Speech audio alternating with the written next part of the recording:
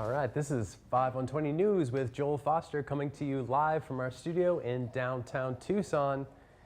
It's Monday, February 12th. Here's your local headlines in a minute.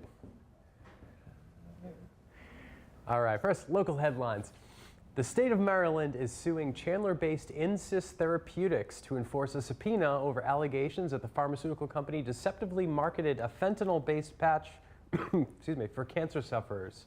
Maryland Attorney General Brian Frosh officially announced lawsuit after Insys refused to turn over documents as part of an investigation into the company's role in the U.S. opioid epidemic. The investigation involves the company's marketing over the product Subsys, which is supposed to be for patients with cancer but was allegedly marketed for other purposes. Frosh said in an interview that, quote, "Usually the reason people fight disclosures is that they don't want the people seeking disclosures to know what they've been up to. So they might be hiding something." Insys says that it's taken steps to prevent past mistakes and that Subsys only made up 0.02 of opioid prescriptions in 2016. You gotta slow down.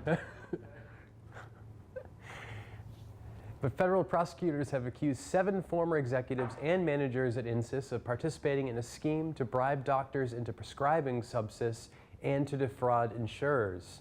Insys has already agreed to $9.45 million in settlements with 4 state attorneys general and still faces lawsuits by 5 others. All right, a bipartisan proposal would allow Arizona voters to decide whether marijuana will be legalized for recreational use. Republican Representative Todd Clodfelter and Democratic Representative Mark Cardenas announced the bill on Thursday. If approved by the House and Senate, voters would get to weigh in on this year's November ballot. Under the law, those 21 and older would be legally able to possess an ounce of marijuana and grow up to 6 plants. Smoking in public would be banned, and cities and towns could bar marijuana businesses.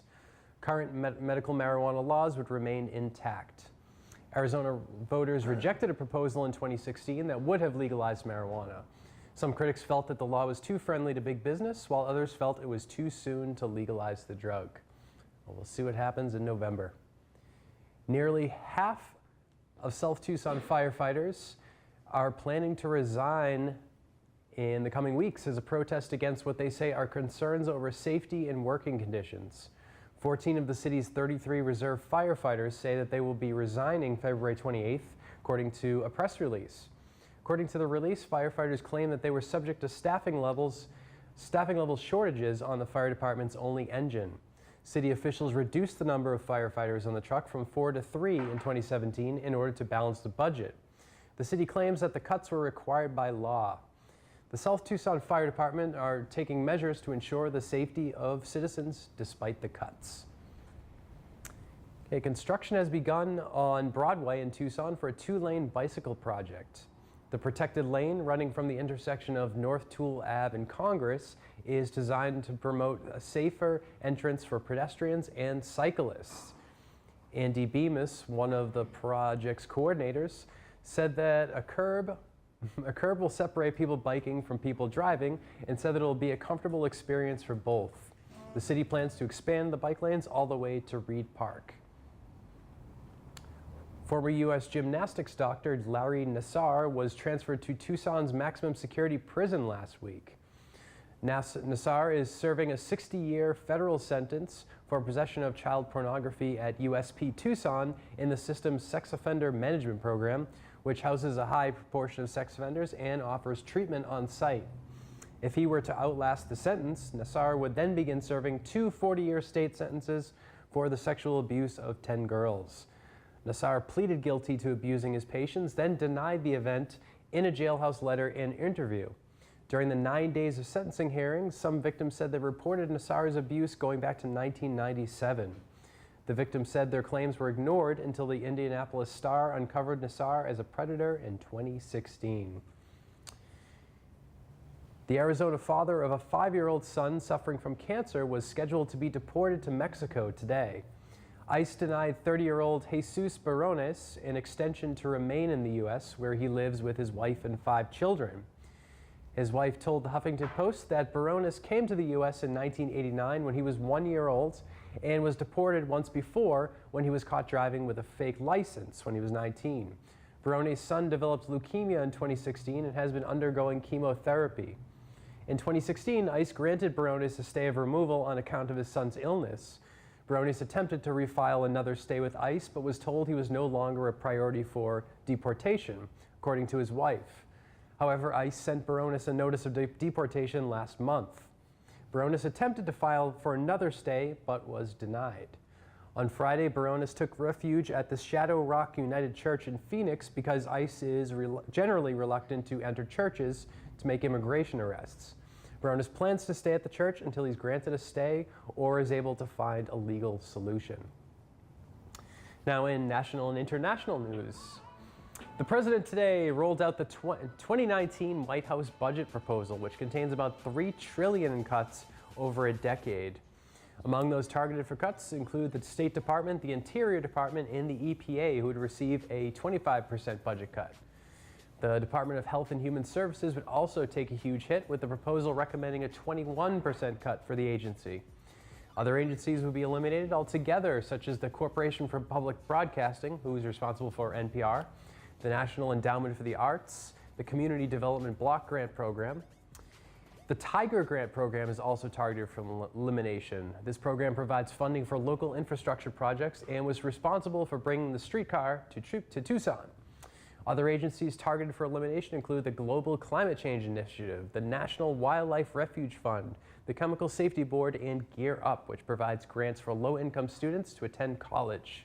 A lot of cuts. In terms of additional funding, the budget proposal includes $18 billion for a wall on the Mexican border, over $85 billion for veterans' medical care, and $17 billion to fight the opioid crisis. In addition to the wall, the administration is also seeking funding to hire new law enforcement officers for Immigration and Customs Enforcement, or ICE. The Pentagon would get a boost of $686 billion. This includes funding for missile defense and updating the nation's nuclear weapons program. The budget proposal is not law, but rather a guideline for the direction of which the White House wants to see out of Congress. The Senate and the House will now have to draft their own budget in order to pass a full spending bill for the next fiscal year. The 2019 White House budget proposal also contains their $1.5 trillion infrastructure plan that relies heavily on state and local governments to produce much of the funding. The plan involves only $200 billion in federal spending, far less than the $1 trillion earlier called for by the Trump administration.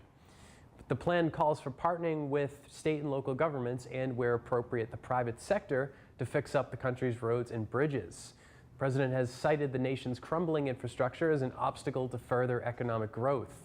Officials say the plan contains two main components. One would involve an injection of funding for new investments to help speed up repairs of roads and airports. The second component is to speed up permitting processes that they say will reduce wait times to get projects underway. Half of the federal spending would go to grants for transportation, water, flood control, and cleanup at some of the country's most polluted sites. State and local governments are able to use the federal grants for no more than 20% of the costs of the project and will need to find the rest of the funding on their own. Sounds like fun. Normally, federal funding accounts for about 80% of these types of projects. About $50 billion would also go towards rural transportation, broadband, water, waste, power, flood management, and port projects. Some groups praised the proposal, such as the National Association of Manufacturers, who said the plan provides, quote, the leadership we have desperately needed to reclaim our rightful place as a global leader on true 21st century infrastructure. However, Democrats and the U.S. Chamber of Commerce, usually not allies, but they are this time, they're pushing for the administration to commit more federal money for the project.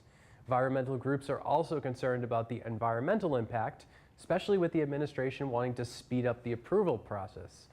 The National Resources Defense Council said the administration was engaging in a, quote, corporate giveaway by truncating environmental reviews. The U.S. State Department saw a 12% drop in foreign affairs workers in the first 9 months of 2017, according to data published by the Office of Personnel Management.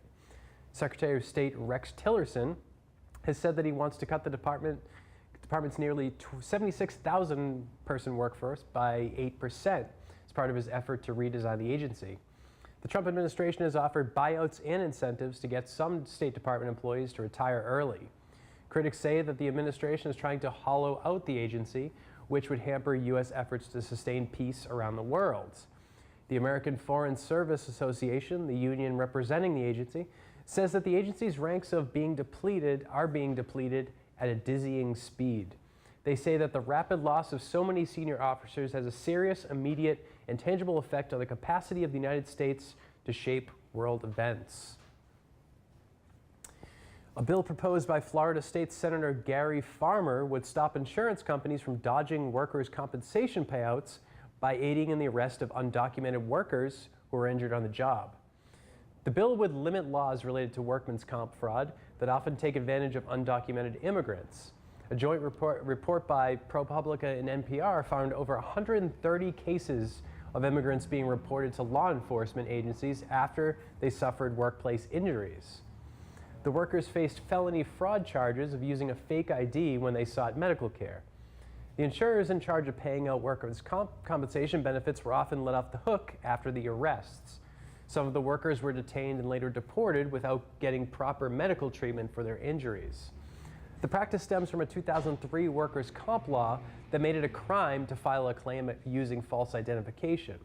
The report found that the injured immigrants usually didn't make the claim themselves. Rather, their employees made the claim on their behalf using the same Social Security number provided by the immigrants when they first took the job. Because the law made it illegal to apply for a job with a fake ID, hundreds of immigrant workers were charged with workers' comp fraud, even though some didn't even get injured or file the claim in the first place. Critics of the law say that it harms workers and allows dishonest companies to avoid financial responsibility over injuries that occur. They also say the law shifts costs to taxpayers. All right, an Israeli jet was shot down after bombing in an Iranian-occupied area in Syria on Saturday, ratcheting up tensions further in a country still fighting a 7-year-old civil war. Israel claims that it deployed an F-16 after an Iranian drone entered its airspace earlier in the day. The F-16 was then hit by a Syrian anti-aircraft missile landing in northern Israel. Both pilots were ejected and were injured, with one being critically injured. After the attack, Israel launched a second, more intensive raid, hitting what they claim were 12 Iranian and Syrian targets, including Syrian air defense systems. Iran is allied with the Syrian government of Bashar al-Assad and has backed militia forces fighting near the Israel-occupied Golan Heights. Both Israel and Syria have said they are not seeking a wider conflict, despite tense statements often exchanged between the two countries. Russia, who serves as an intermediary, urged both sides to avoid escalation. The Pentagon released a statement saying they fully support Israel's right to defend itself. It also said that the U.S. is, quote, deeply concerned about the escalation of violence over Israel's border. And the Brazilian government is sending more troops to the border with Venezuela and will relocate tens of thousands of refugees who have swept into northern Brazil. Brazilian Defense Minister Raul Jungmann made the announcement on Thursday, saying that Brazil will take a census to establish how many Venezuelans have crossed the border to seek food, work, and shelter in the country. The mayor of Boa Vista, where many of the refugees are ending up, says that 40,000 refugees have strained the city's health and other public services. Colombia has also tightened its borders as Venezuela continues to suffer from an economic crisis that's caused record inflation and food shortages. The Brazilian government has said it will not close the border and plans to relocate refugees into other cities in the interior of the country where they can find work. 3 shelters run with the support of the United Nations High Commissioner and have filled up quickly since last year, as Jungmann says that Venezuelan refugees are now sleeping out in the open. All right, this was 5 on 20 News with Joel Foster. Be sure to like, share, and subscribe to our YouTube account. And don't forget to follow us on Facebook, Instagram, Twitter, all that good stuff for the latest Creative Tucson news and content. You can also feel free to get in touch with us at info@creativetucson.org. Thanks for watching, and stay creative, Tucson.